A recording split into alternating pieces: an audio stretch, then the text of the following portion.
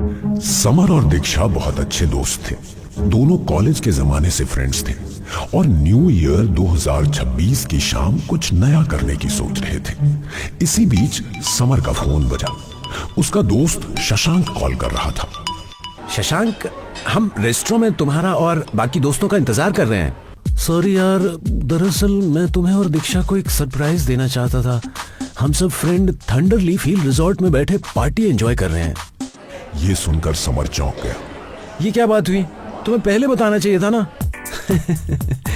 चलो अब तुम दोनों भी आ जाओ। तुम अच्छी तरह जानते हो यहाँ हर न्यू ईयर पर रात 12 बजे के बाद क्या धमाल होता है। इतना कहकर शशांक का फोन कट गया। दीक्षा ने समर को देखा। क्या हुआ? समर ने सारी बात बता दी और बोला, हमारे दोस्तों ने हमें सरप्राइज दिया है। शशांक को मिलने दो, इसके सरप्राइज कभी खत्म होने का नाम ही नहीं लेते।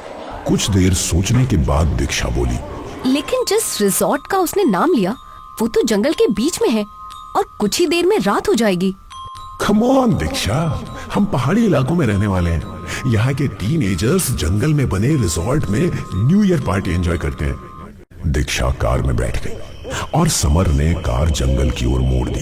तभी तेज बारिश होने लगी। Oh my God, new year की रात और ये बारिश, ठंड तो बहुत बढ़ जाएगी। अचानक समर ने कार रोक दी। दीक्षा चौंक गई। क्या हुआ? कार क्यों रोक दी? सामने सड़क पर गिरा वो बड़ा पेड़ नहीं दिख रहा तुम्हें? और यहाँ वहाँ कुछ और भी गाड़ियाँ खड़ी हैं जो वापस लौट रही हैं। गई भैंस पानी में। यानी इस साल हम न्यू ईयर पार्टी एंजॉय नहीं कर पाएंगे? समर मुस्कुराया, कार बैक की और बोला, टेंशन क्यों लेती हो दीक्षा, मुझे एक शॉर्टकट रास्ता भी मालूम है। समर ने कार को दूसरे रास्ते की ओर मोड़ दिया। वो रास्ता आसपास के पेड़ों से अंधेरा और भयानक लगने लगा। तुम किस रास्ते से जा रहे हो? ये तो जंगल का वही हिस्सा है जहाँ बहुत कम लोग जाते हैं। हमें यहाँ से नहीं जाना चाहिए। शॉर्टकट है, मैं दिन में कई बार यहाँ से जा चुका हूँ। हम सिर्फ 15 मिनट में पहुँच जाएंगे।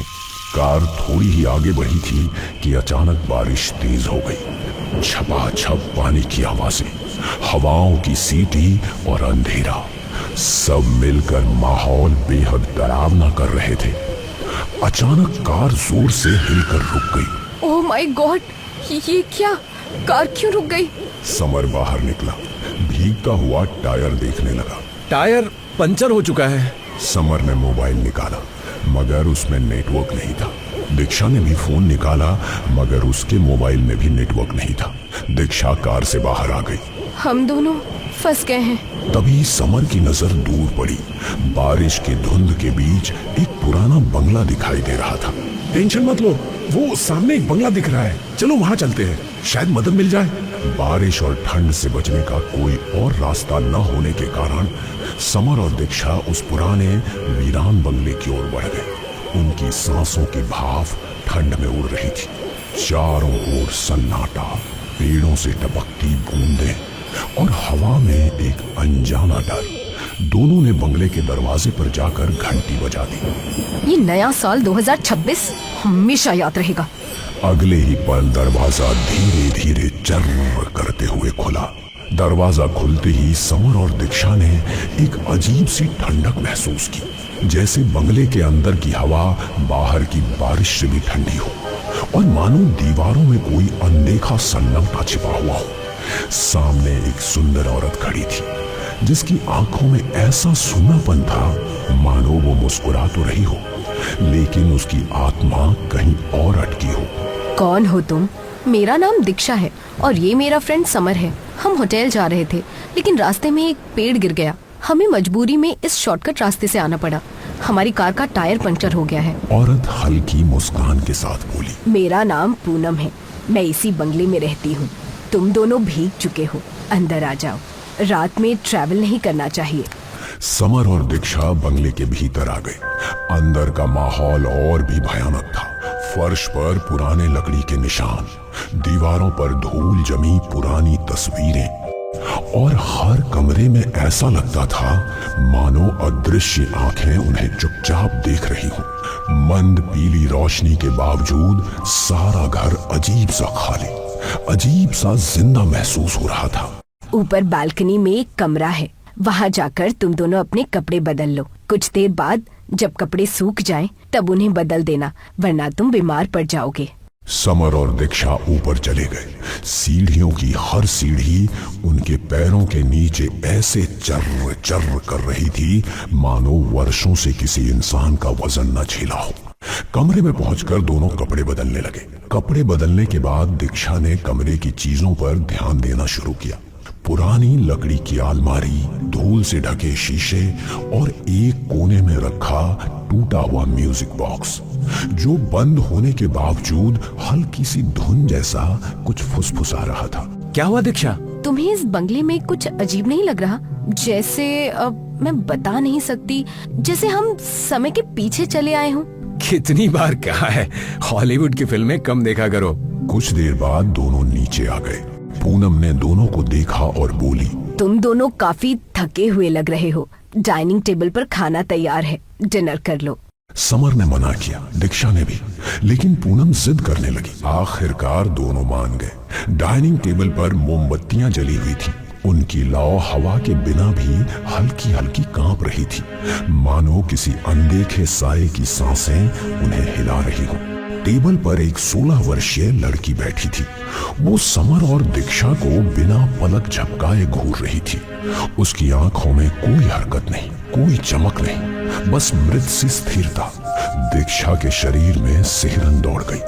उसने धीरे से समर से कहा, इसकी आंखों की पुतलियां हिल नहीं रही, मुझे यहाँ डर लग रहा है।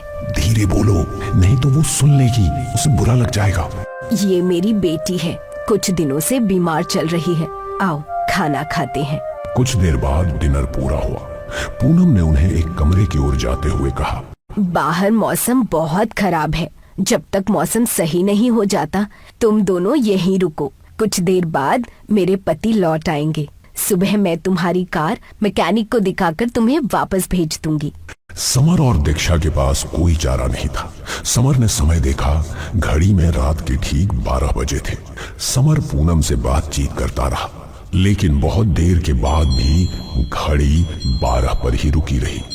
मोमबत्तियों की लौ अचानक लंबी होकर नीली हो जाती थी, मानो अपने भीतर कोई अनजाना रहस्य छुपा रही हो। समर ने सोचा, लगता है घड़ी खराब है। पूनम उन्हें कमरे में आराम करने भेजकर चली गई। समर और दीक्षा लेट गए।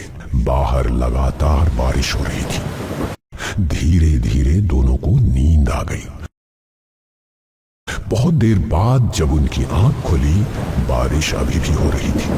ठंड और ज्यादा बढ़ चुकी थी। दोनों ने ज्यादा ध्यान नहीं दिया और फिर से सो गए।